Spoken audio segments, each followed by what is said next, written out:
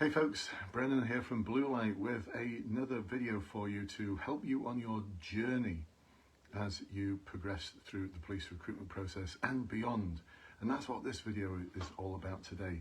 It's about how you can prepare for and ensure that when you land operationally, I'm not talking about training school, but when you land operationally, that you do your very, very best to fit in.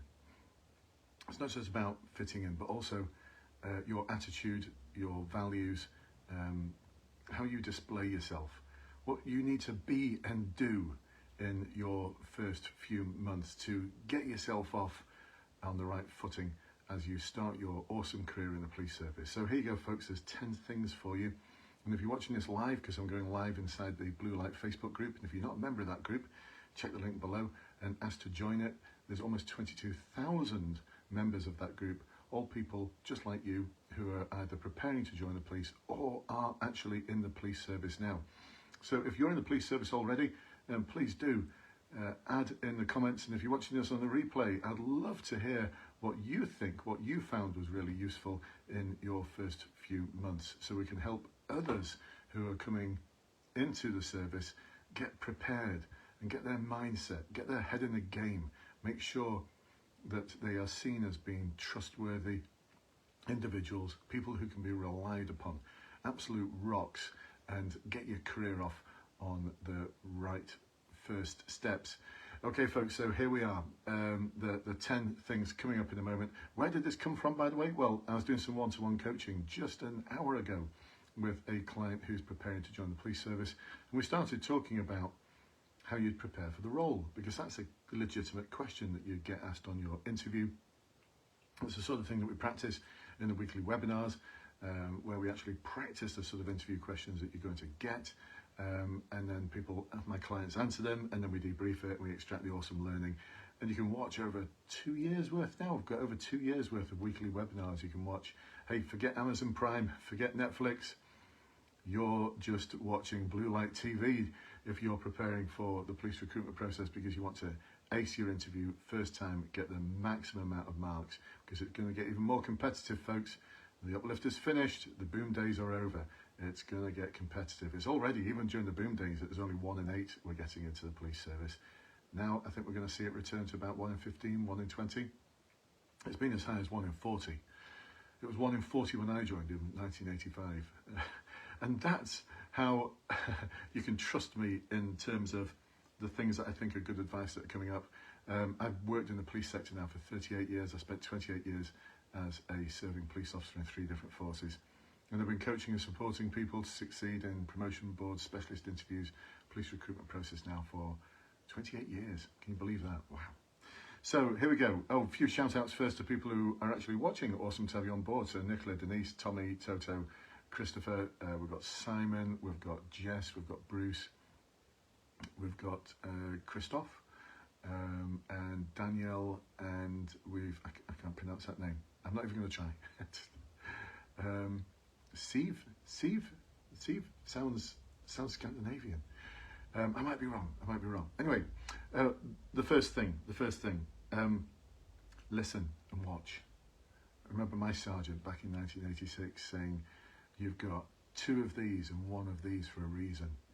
You should be listening more than you are talking. So watch carefully what goes on. Listen carefully to what people are saying, because everyone around you has got more experience. And your sergeants, the inspectors, tutor constables, all really experienced individuals who've been put in that position for a reason. Listen to what they've got to say.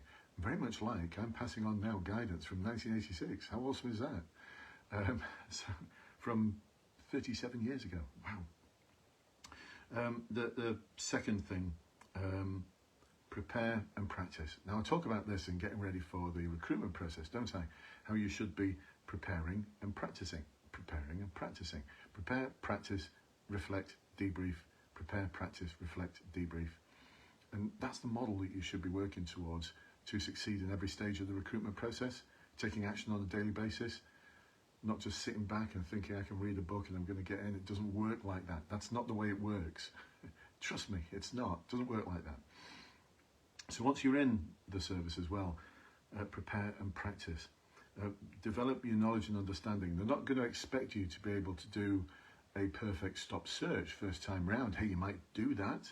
You might do a brilliant stop search where the person that you've searched is content with what your explanation, they understand why they've been searched. You might even found something. I hope on your first stop search that you do. I hope your first arrest is an awesome one.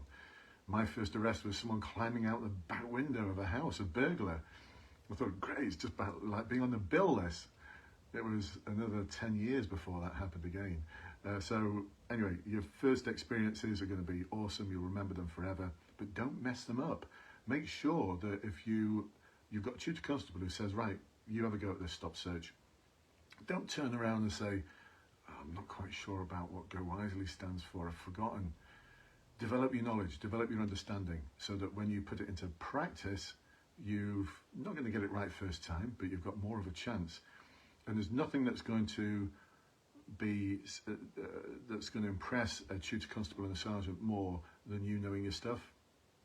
If you turn around and go, do you remind me what Go Wisely stands for? I'm going to look at you and think, you're just not taking this career seriously. Come on, invest your time and effort in learning the law because that's what you're meant to do. So you're not going to start off on a very good footing that way, are you? So number 3, volunteer. When anything ever crops up and everyone else is looking at Sarge thinking, ooh, don't want to deal with that, volunteer. If something comes across on the radio and everyone's thinking, oh, I'm not quite sure if I want to deal with that, oh, I don't, anyone available for, that's what the shout will come across on the radio. Any patrol available for, be the one that volunteers. Always be the one that volunteers, especially for the jobs that other officers might be thinking, oh, I could do without a sudden death at 7:30 in the morning. You're the one that shouts up for it. It will pay dividends. Because as an inspector, I always used to listen carefully to those individuals who are always volunteering. Because when they come to apply for something like a specialist position, hey, they're top of the queue, they're top of my pile, as opposed to the one that's always moaning and groaning about, oh, do I have to go? Yeah, you do, it's your job, it's your role, come on, get stuck in. And then you want to apply for a specialist position. Sorry, but I'm not going to recommend them. So be that person. Number 4, if you come across something new, research it after. Invest a bit of time in thinking, right, what's the law behind that? What's the policy behind that? So I was forever doing this. This is why I managed to pass my sergeant's exam with 2 years service. 2 years and 1 month service. I passed my sergeant's exam. I came 48th in the country. How did I do that? Quite simply by doing this one thing. Looking at everything that was happening around me and thinking, I've not experienced that before, I need to learn the law around it, and then I'd often try and go and experience that thing. So if something came up over the radio, I'd volunteer for it, or I'd go and find that thing. My poor sergeant was forever writing letter of caution on traffic process cards. I can still remember him asking me to come into his office to explain why I'd put in a process card for a builder's skip not having chevrons on it. And he wanted to know, is this really an offence? Trust me, Sarge, it is. Just write letter of caution. But this is how I learned, by doing. Learning by doing. Number 5, how can I help? What can I do to help? So you might find yourself at a loose end sometimes when other officers are really busy and they're all getting stuck into something that seems really complicated and you're not quite sure what they're doing or how you're going to help. Just ask. Just approach one of your fellow officers and just say, you look really busy there, can I help at all? Because this is how you're going to learn. And they'll remember that. They will remember that. I can still remember Darren, I'm not going to say his surname because it might embarrass him. Awesome officer. This is my 3rd force that I joined. I joined Cheshire, started in Cheshire, went to Bermuda Police, and then went from Bermuda to Greater Manchester. I know. From the beaches of Bermuda to the streets of Wythenshawe. But I remember dealing with a violent disorder that I arrested for on a Sunday evening, and I wasn't getting much support off my sergeant, wasn't getting much support at all, and I'd only been in the job in GMP for about a week, and I had no idea what the systems and processes were. And I'd specialised in Bermuda, I'd worked in special branch, so this was all like new stuff to me, and I can still remember Darren coming to me and saying, I'm about to book off, but you look like you need some help, mate, and he helped me, and he got stuck in.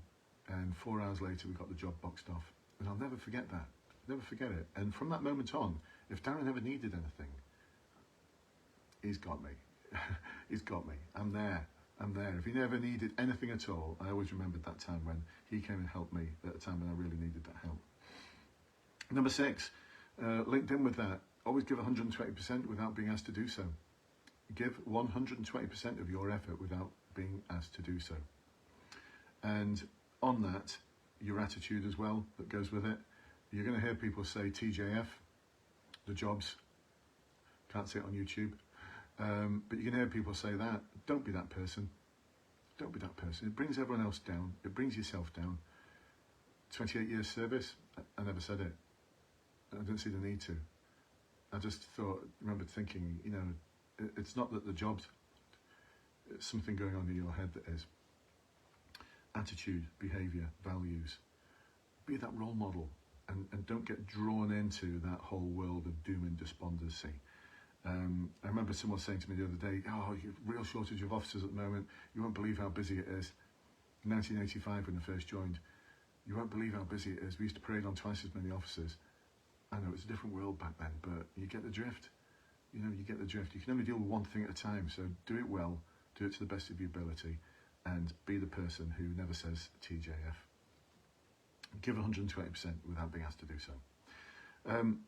Pay close attention to your colleagues and how they're feeling, and don't be afraid to ask them, how you feeling, mate? And they're going to go, oh, I'm all right. No, but I know you just dealt with a really difficult sudden death, and I know it was a 4-year-old, and I know you've got a little 5-year-old boy. How you feeling? Oh, well, actually, not that good. Do you want to talk about it? That doesn't happen enough, and I wish it happened more when I was in the job, and I wish I'd said that more to others, and I wish other people had said that more to me, and it really would have helped. Counterbalance to that, number 8, every day think about something that you've done at the end of the day that you're proud of. If every day you can do one thing that you're proud of, then you're on a winner.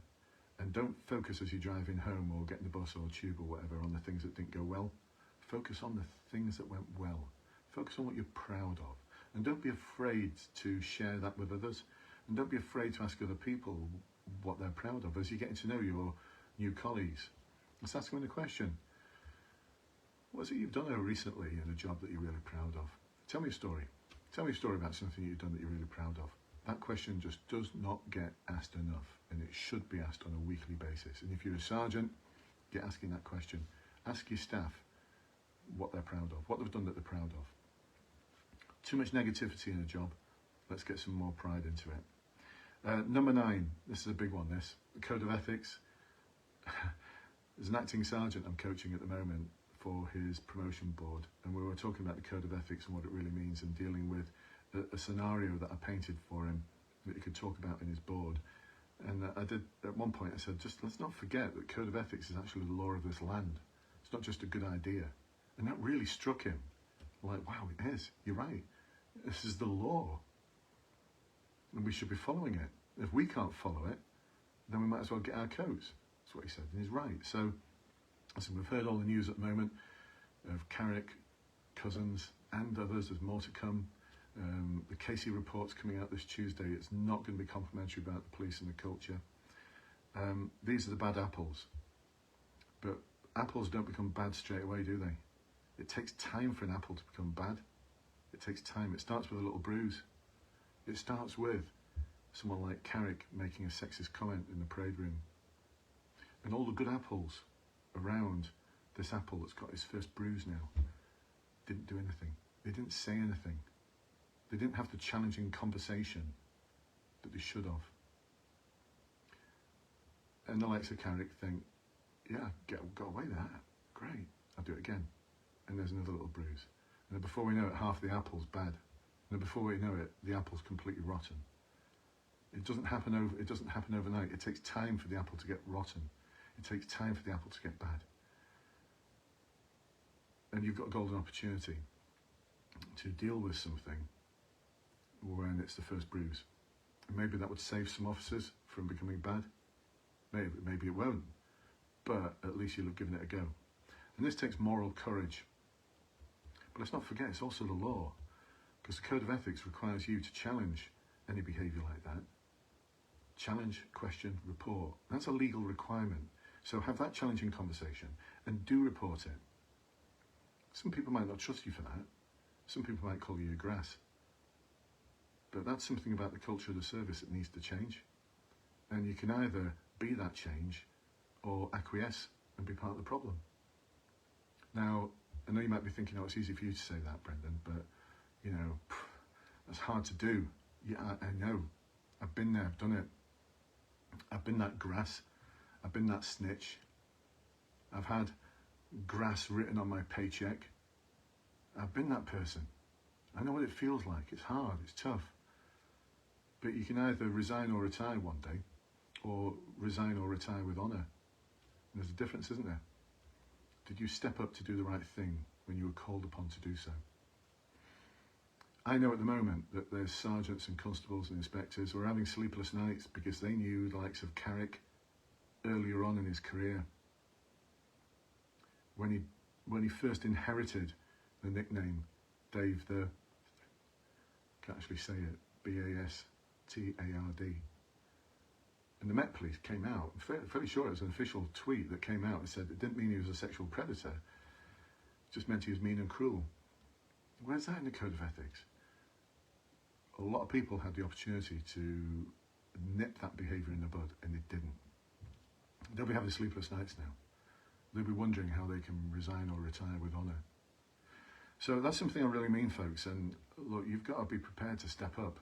And let's not forget, as my acting sergeant client said the other day, it's actually the law, isn't it? And if we can't comply with the law inside the police station, we might as well get our coats. So I know it sounds a bit serious, folks, but one day you're going to have to step up. And if you do step up and you're really struggling and you really want to talk to someone, I'm here for you. I've been there on a few occasions. One of my constables went to prison, and rightly so. He perverted the course of justice, and he went to prison for a year, and he needed to go to prison. And that was his career ruined. And it's probably his probably family life ruined. Everything got ruined. But he perverted the course of justice. And he needed to be dismissed, and he needed to go to prison for that. He brought the badge of honour into disrepute. See, there it is. There's the badge of honour. Remember what you're wearing on your cap. Never forget that. Here's another tip, a bonus one. Just remembered it. Never forget what is on your cap or your helmet. Now it will be the King's crest. You were there as a crown servant representing His Majesty the King. I was there as a proud crown servant representing Her Majesty the Queen. Just remember who you're serving and the communities that you're a part of. So step up, do the right thing. If you're struggling at all with it, give me a shout. I will help you through that. I promise you. Number 10, look after yourself. You're going to think that I'm in a whole world of problems here. I've got too much work, I can't cope, the pressure's too much. Listen, there's not a problem that you're going to face that hasn't been faced by others in the past. There's not a problem that you're going to have that your sergeant can't help but support you with. I've been a sergeant, I've been an inspector, I've been a tutor constable. And I know from experience, I know from 3 decades worth of experience that there's not a problem that you're going to have that they can't help with. The only time they can't help with the problem is if you don't share it. And eventually it becomes a really bad problem. Problems aren't like bottles of wine. They don't get better with age. They get worse and worse and worse. So if you have got a problem, if you are struggling, look after yourself. Share it with someone before it becomes something that is too difficult to manage. Please do that. Please do that. And try and maintain some balance in your life. You know, there were times in the job where I was too much job and not enough Brendan, not enough family, not enough friends. And I regret that. I regret it. I became too focused and too much job and not enough family, not enough friends. Create that balance and make sure you create some time for yourself. I keep myself busy now. I might be retired, but you know my Bluelight world, supporting people like you to succeed in the recruitment process, it's busy. But every day I walk the dog, and every day I make sure it's a good walk, and every day I just look around and just look at the trees and listen to the birds singing. Try and create some balance in my life. And I'm still not getting it right, but please do that. Please try and create that balance. Look after yourself.